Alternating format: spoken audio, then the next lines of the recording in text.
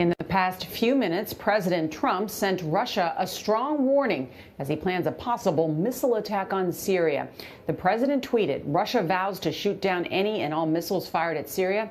Get ready, Russia, because they will be coming nice and new and smart. You shouldn't be partners with a gas-killing animal who kills his people and enjoys it." Seth Doane is near the Syrian border in Lebanon, where tensions are rising. Seth, good morning.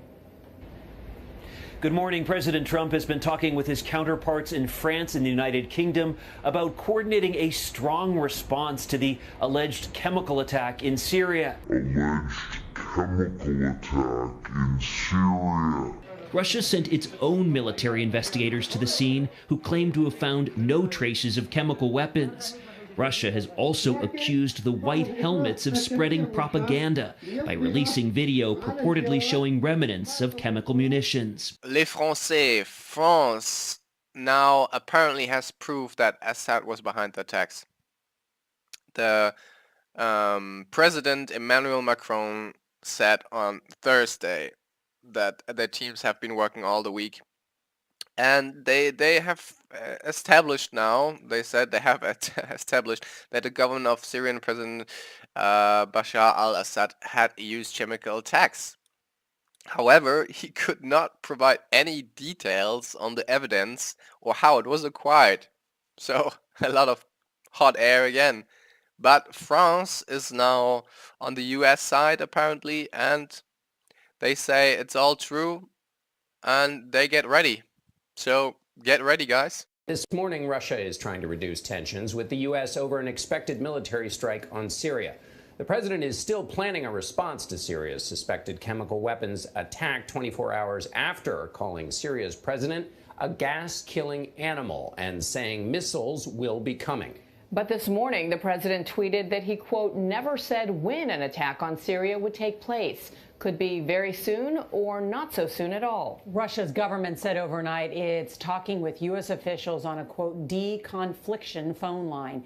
But it has no plans for Russian President Vladimir Putin to speak directly with Mr. Trump. History will record that on this day, Russia chose protecting a monster over the lives of the Syrian people.